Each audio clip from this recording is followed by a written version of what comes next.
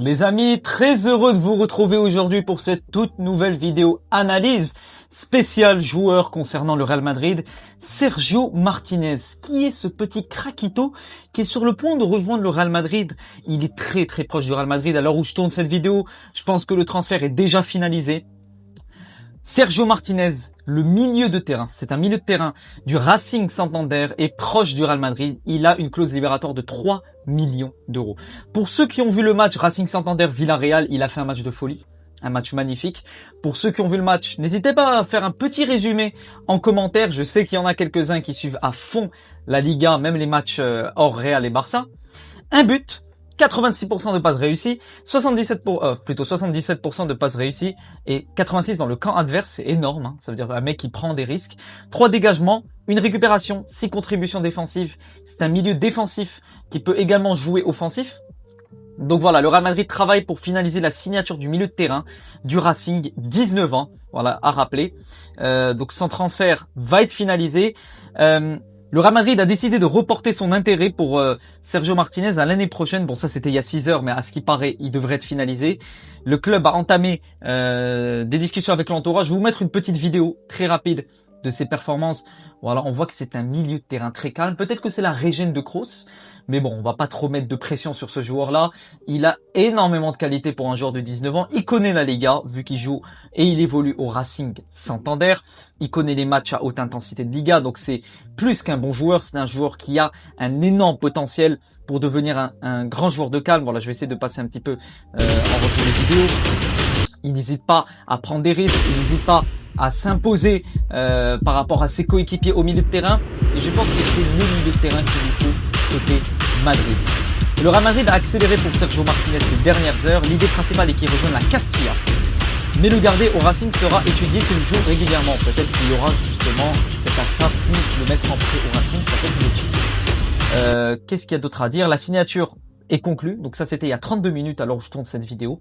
Et annoncé officiellement comme une signature officielle du Real Madrid. On va analyser un petit peu son profil, vous donner un petit peu en détail ses caractéristiques, ses qualités. Alors, 19 ans, 1m88, donc assez grande taille, intéressant, pied droit, 1,6 million d'euros de valeur marchande, espagnol. Fin de contrat en 2029, il peut jouer, bon là ils te mettent attaquant, mais bon c'est assez polyvalent, milieu défensif ou également milieu de terrain. Au niveau de ses caractéristiques, il y a quelque chose qui me frappe, c'est ses actions défensives. Le mec il défend comme un chien, comme un fou, 97%. Alors oui, pas très peu, voire une contribution au but assez nulle, mais c'est un mec derrière qui saura te faire les replis, qui saura te faire le travail de l'ombre. 58% d'occasions créées. Il y a une différence entre être dans la finalisation d'une occasion et dans la création d'une occasion. Ça va être quelqu'un derrière qui va créer l'occasion pour l'avant. Un peu comme ce que faisait Kroos à l'époque. 91% de touche de balle. Donc franchement, le mec, c'est par lui que les grosses occasions et les constructions passera. Et c'est assez intéressant. Donc n'hésitez pas à mettre pause si vous voulez voir un petit peu plus en détail ces caractéristiques. Alors, si je vois un petit peu en détail sa hitmap, donc on voit que c'est un milieu, voilà, qui n'hésite pas à s'imposer dans le camp adverse, comme je l'ai dit précédemment. On voit que sa hitmap et la carte de chaleur est plus concentrée sur le camp adverse. Il n'hésite pas à commencer ses actions par le bas. Donc ça aussi c'est intéressant. Il a fait un putain de match contre Villarreal.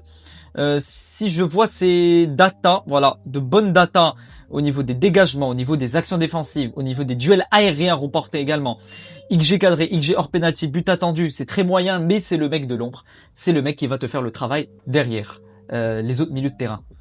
Donc voilà, 3 millions d'euros normalement, espagnol comme je vous l'ai dit. Si on voit un petit peu, voilà, milieu central ou milieu offensif ou milieu défensif, donc il peut occuper plusieurs places sur ce milieu de terrain.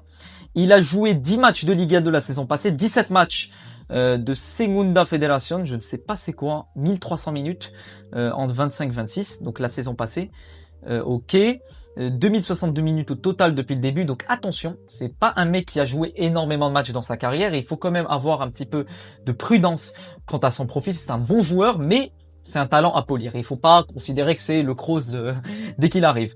Un match cette saison, donc c'est le premier match, un but, assez intéressant, il a joué 69 minutes. Si on le compare à d'autres joueurs qui étaient des cibles, et qui sont toujours des cibles côté Madrid, comme Wharton et Keith Smith, voilà, Wharton et Keith Smith, ce sont des profils plus complets, des profils qui se rapprochent plus de l'idéologie d'un milieu de terrain constructeur. Maintenant, on a quand même beaucoup trop de profils ressemblant à ces deux joueurs-là.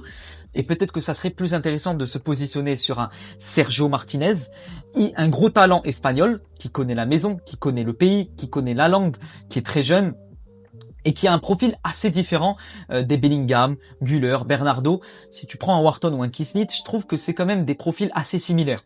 Donnez-moi votre avis évidemment en commentaire. On va enlever cette pub. Au niveau de la compo, alors je vais vous parler un petit peu de la compo. Il sera évidemment pas titulaire s'il arrive, mais comment l'insérer s'il est amené à jouer un match en entrée de jeu par exemple.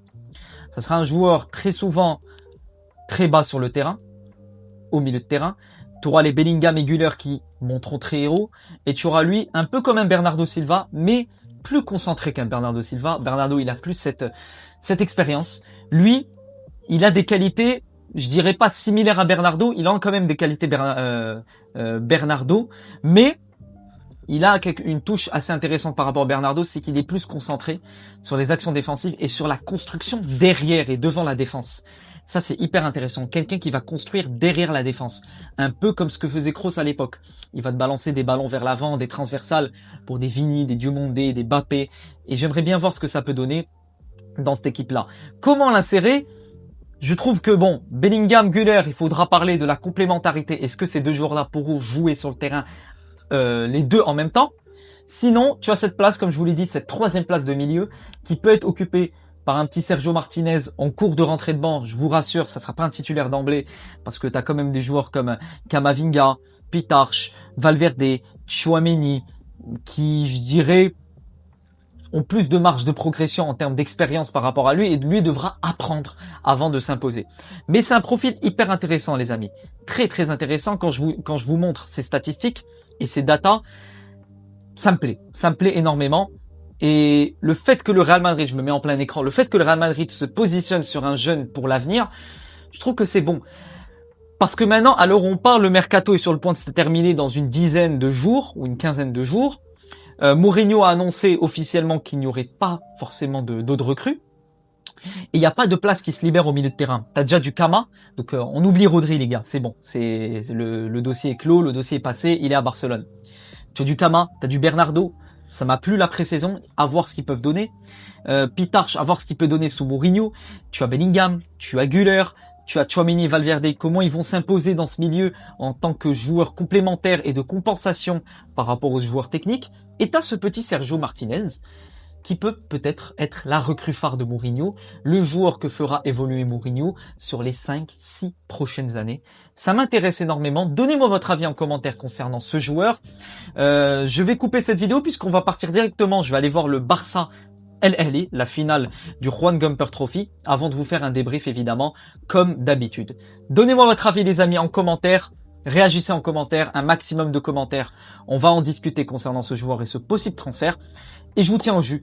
N'hésitez pas à vous abonner, liker, commenter, partager. À la Madrid, Inadamas et à bientôt pour de nouvelles aventures. Ciao les amis.